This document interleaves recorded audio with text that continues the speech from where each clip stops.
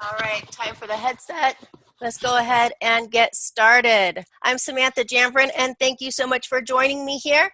I am going to, unfortunately, please don't kill the messenger. I'm going to bring you a little bit of doom and gloom just for a couple of minutes. But don't worry, because the next little step after this, nothing but good news and nothing but solutions. So please keep that in mind.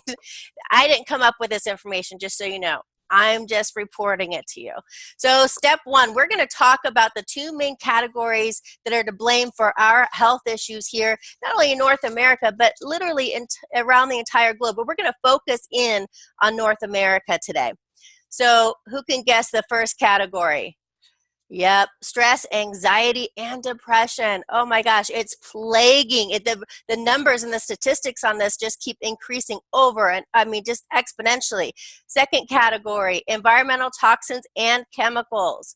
So I tell you what we're going to do. We're going to go ahead and we're going to go through just a couple of stats and facts about stress, anxiety, and depression and how people are dealing with it currently. So 65% of North Americans take prescriptions on a regular basis, but 43% are actually taking mood-altering drugs. That means they need something to handle their stress, anxiety, and depression. They can't do it on their own. And over the last 10 years, 54% of women and 46% of men had suffered from an anxiety disorder. Now, I knew that people use recreational drugs to, self-medicate and to help deal with things if they're not going to go see a doctor and get an actual prescription.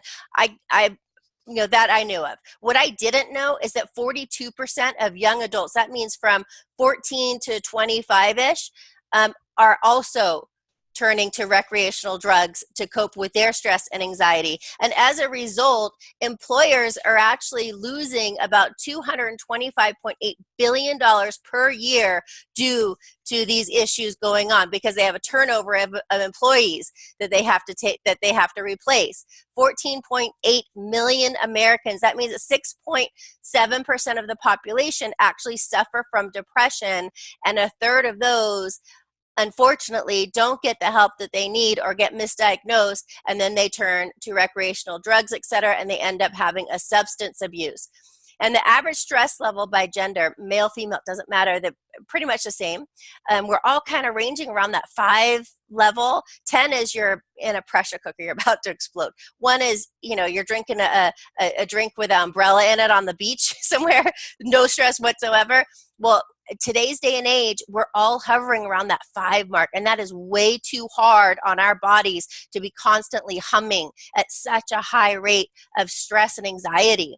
So let's go through some effects of this stress, anxiety, and depression, because that's a direct correlation. It really does have a huge physical detriment to our bodies, unfortunately. And I'm just going to say, this is a short list. I shortened this down. There's way more. But you age at a faster rate, you gain weight. Some people, it turns into obesity. You have an inability to lose weight. You have sleep disorders. Your mood is bad. Energy is so lackluster. You're so fatigued. Your focus is pretty much non-existent. So is your social life, by the way. Last thing you want to do is hang around people, right? If you're not feeling great, they're going to say, how are you? You're going to say, great, and you're not, right? So it's your social life suffers, and also can turn into heart disease, asthma, diabetes, headaches, even premature death. And I know premature death might sound a little dramatic. I'm trying to go for the dramatic effect. I'm not. Unfortunately, it's true. And these are just to name a few. So let's go ahead and jump now to category number 2, our environmental toxins and chemicals. Pretty much there's nothing we can do about it as far as staying away from them. You're not going to live in a bubble. You're going to want to go outside. You're going to want to even be inside, whether you have the air conditioner on or what have you. You're going to be exposed to these. In fact, the CDC says that we're regularly exposed to 50,000 chemicals per day. And the EPA says, do you drink bottled water or tap water or filtered water out of your refrigerator? It doesn't really matter because the EPA says that bottled or not, you're going to expect some sort of contaminants such as mercury, cyanide, arsenic, asbestos, and uranium. Yes, those are lovely to think about. Look at that baby's face. I swear to God, it's so cute. All right, so the average person right now, unfortunately, is experiencing about 5 to 25 pounds of intestinal matter they're carrying around. That's what people are carrying around right now. 5 to 25 pounds of toxic matter.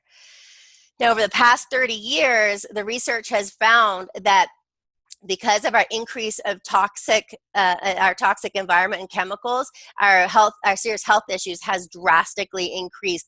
And 110 chemicals are used to grow one apple.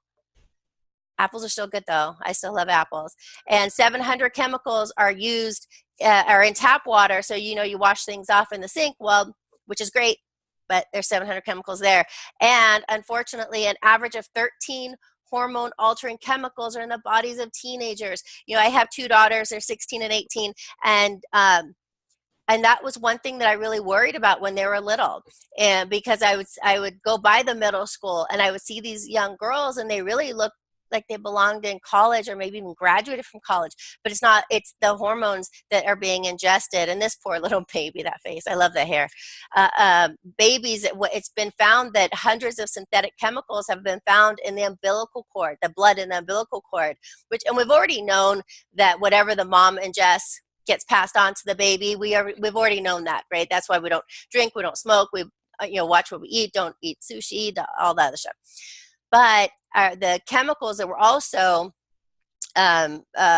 exposed to also get transferred to our baby. So unfortunately, it's a sign of life right now. But remember, there's a solution. I'm not just all doom and gloom here. All right, effects of environmental toxins and chemicals. Again, short list compared to what they really are. You can just see the different types of environmental toxins here. The air pollution, water pollution, soil contamination, more.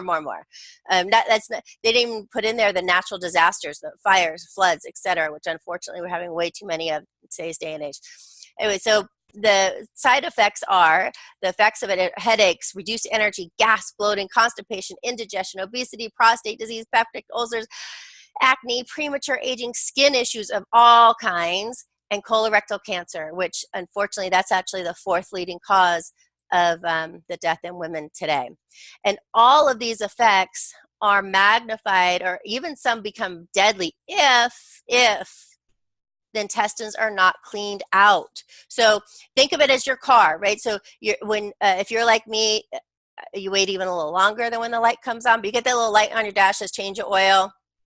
And if you do wait like I do, by the time you actually do get the oil change, the water just kind of like almost walks out of the engine, right? It's so thick and gunky. But then they put in the new oil, and the new oil is nice and fresh and kind of translucent, and your car now runs super nice and smooth. It's not sluggish anymore, almost like a brand new car. Well, our bodies are no different. We have to get rid of those toxins. Why? Because anything that we ingest, any nutrients that we're even going to get out of whatever we ingest, can't absorb the way it's supposed to. Why? Because it gets absorbed through the intestinal walls. Well, if our intestines are filled with 5 to 25 pounds of toxic waste matter, that's not going to happen, right?